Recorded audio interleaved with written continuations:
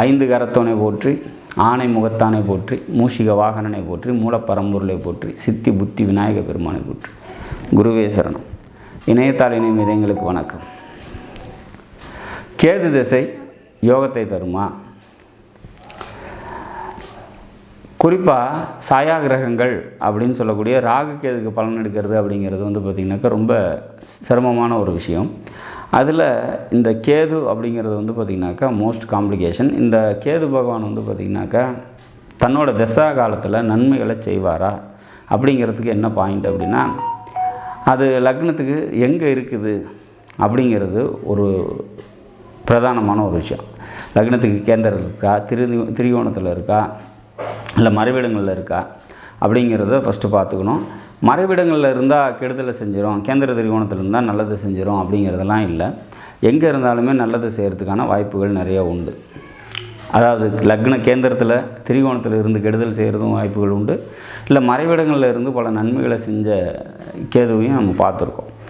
இது எப்போ நல்லது செய்யும், எப்போ கெடுதலை செய்யும் அப்படின்னா, கேதுக்கு வீடு கொடுத்த கால் கொடுத்த இந்த ரெண்டு கிரகமும் பார்த்திங்கனாக்கா லக்னத்துக்கு கேந்திர திரிகோணத்தில் இருக்குது அப்படின்னாக்கா கண்டிப்பாக பார்த்திங்கனாக்கா அந்த திசை பாசிட்டிவாக இருக்கும். உதாரணமாக ஒரு ரிஷப லக்னம் 8ஆம் வீட்டில் கேது இருக்காருன்னு வச்சுக்கலாம். அவருக்கு கேதுக்கு வீடு கொடுத்த குரு பகவான் 11 மீனத்தில் ஆட்சியாக இருக்காருன்னு வச்சுக்கலாம். சாரம் கொடுத்த சுக்கிரனோட சாரம் கும்பத்தில் இருக்காருன்னு வச்சுக்கலாம். 10ஆம் வீட்டில் கேந்திரத்தில் இருக்கார். அப்போ இந்த கேது திசை வருது அப்படின்னாக்கா மிகப்பெரிய நன்மைகளை அவருக்கு தரும். சரி, இதே கேது பார்த்திங்கனாக்கா இதே பாயிண்டில் இதே இந்த ரெண்டு கிரகமும் வேறு ஒரு இடத்துல இதே ரிஷபலக்கணம்னு வச்சுக்கலாம். அதே 8ஆம் வீட்டில் கேது இருக்குது. இந்த குருவும் சுக்கிரனும் பார்த்திங்கனாக்கா சுக்கிரன் கன்னிலையும் குரு பார்த்திங்கனாக்கா துலாத்துலேயும் இருக்காருன்னு வச்சுக்கலாம். அப்போ இந்த கேது திசை பார்த்திங்கனாக்கா பெருமளவு நன்மைகளை செய்கிறதுக்கு வாய்ப்பு இல்லை, சிரமத்தை கொடுக்கும் அப்படிங்கிற மாதிரியான ஒரு அமைப்பு. அப்போ இந்த சாயா கிரகங்களை பொறுத்த வரைக்கும் அந்த கிரகத்துக்கு வீடு கொடுத்த கால் கொடுத்த கிரகங்கள் எந்த மாதிரியான பொசிஷன்ஸில் இருக்குது அப்படிங்கிறத பொறுத்து தான் லக்ன கேந்திர திரிகோணத்தில் இந்த ராகு கேதுக்கள் இருக்கிறாங்களோ இல்லையோ, இந்த ராகு கேதுக்கு கால் கொடுத்த மற்றும் வீடு கொடுத்த கிரகங்கள் இருந்தால் நன்மைகளை செய்யும் அப்படிங்கிற மாதிரியான ஒரு அமைப்பு. அப்படி இல்லாத பட்சத்தில் அந்த நன்மைகளோட அளவு குறைஞ்சிக்கிட்டே வரும் அப்படிங்கிற மாதிரியான ஒரு அமைப்பு. சரி, பொதுவாக ஒரு பலன்கள் இருக்கும் இல்லையா?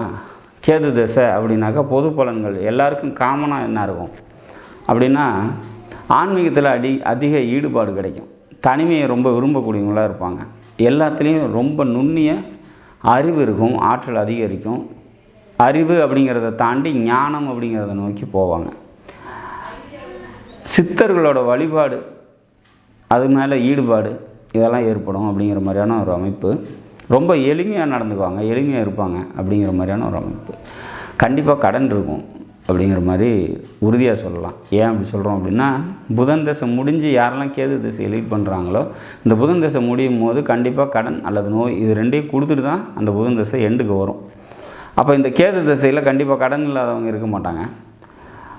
அப்போ இந்த கேது பாசிட்டிவாக இருக்குது. இந்த கேதுக்கு வீடு கொடுத்த கால் கொடுத்த கிரகங்கள் லக்னத்துக்கு கேந்திர திரிகோணத்தில் இருக்குது, அல்லது தங்களுக்குள்ளே ஒருத்தருக்கு ஒருத்தர் கேந்திர திரிகோணத்தில் இருக்குங்கும் போது இந்த கேது திசை அந்த கடனையும் அந்த நோயெல்லாம் ஈஸியாக ஹேண்டில் பண்ணி எடுத்துகிட்டு வந்துடும்.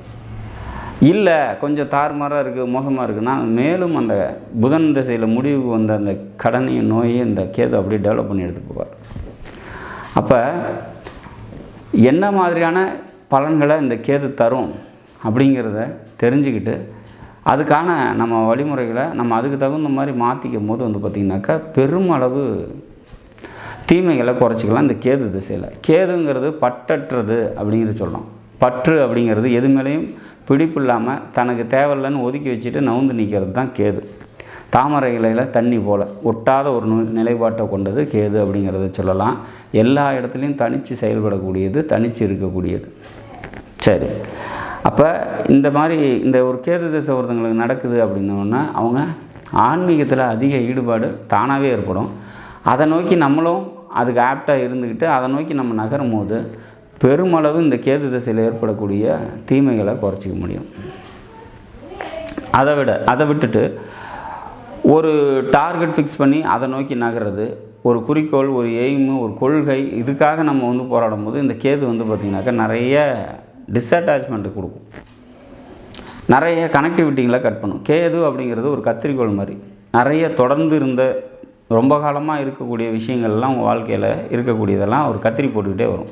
ரொம்ப வருஷமாக ஒரு வேலைக்கு போயிட்டுருக்கீங்க அப்படின்னா அந்த வேலையில் ஒரு இப்போ நிற்காமல் லீவே போடாமல் வேலைக்கு போயிட்டுருக்கீங்க, கேது தசை வருது, டக்குன்னு லீவ் போட வேண்டியது வரும்.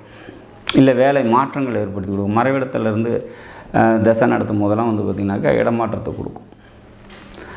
அப்போ ரொம்ப நாளாக ஒரு விஷயம் தொடர்ந்து இருக்குது அப்படிங்கும்போது அதை அப்படியே கட் பண்ணுறது இந்த கேதுவோட டீஅட்டாச்மெண்ட் அப்படிங்கிறது ஏற்படுத்தி கொடுத்துரும். இல்லை புதன் திசையில் பிரச்சனை ஆகி கோர்ட்டு கேஸுன்னு இருக்கீங்க அப்படின்னா அதெல்லாம் முடிவு வரும். எந்த நன்மையாக இருந்தாலும் எந்த தீமையாக இருந்தாலும் தொடர்ந்து இருக்குது அப்படிங்கும்போது அதை கட் பண்ணி அதிலேருந்து வெளியே கொண்டு வரது இந்த கேது நிச்சயமாக செய்யும். சில கேள்விகள்லாம் கேட்கும்போது இந்த எனக்கு எப்போ டைவர்ஸ் கிடைக்கும் அப்படின்லாம் கேள்வி கேட்குறாங்க அப்படின்னா கேது தசை ஷார்ட்டாக நியராக எங்கேயாவது இருந்தது அப்படின்னா, கேது புத்தி இருக்குது அப்படின்னா கண்டிப்பாக அந்த டைமில் கிடைக்கிறதுக்கான வாய்ப்புகள் ரொம்ப அதிகம். ஸோ அப்போ இந்த டீஅட்டாச்மெண்ட் அப்படிங்கிறத கேது கொடுக்குது. ஞானக்காரகன் கேது அப்படிங்கிறத இந்த ஞானத்தை நோக்கி நம்மளோட தேடுதலும் ஆன்மீகத்தை நோக்கி நம்மளோட தேடுதலும் இருக்குது அப்படின்ற பட்சத்தில் மிகப்பெரிய மாற்றத்தை இந்த கேது அப்படிங்கிறது கொடுக்குது.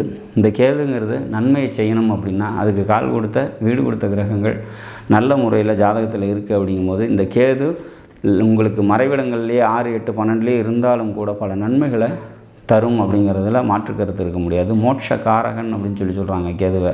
இப்போ இந்த கேது தசை முடிஞ்ச ஒருத்தங்களுக்கு வெளியே வரும்போது வந்து பார்த்திங்கன்னா அவங்க ஆன்மீகத்தில் வாழ்க்கையில் வந்து பார்த்திங்கனாக்கா எல்லா நிலைப்பாட்டிலையும் ஒரு மெச்சூர்டாக ஒரு நல்ல முன்னேற்றமான ஒரு எதையுமே ஒரு மென்டலாக ஒரு பக்குவத்தோடு நடந்துக்குவாங்க அப்படிங்கிற மாதிரியான ஒரு விஷயம்.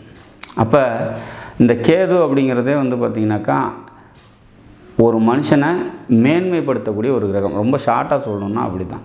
ஒரு சாதாரணமான நிலையில் இருக்கக்கூடியவனை ஒரு படி மேலே கொண்டு வர்றதுக்கு தான் இந்த கேது திசை வருது அப்படிங்கிறது நம்ம உறுதியாக எடுத்துக்கலாம்.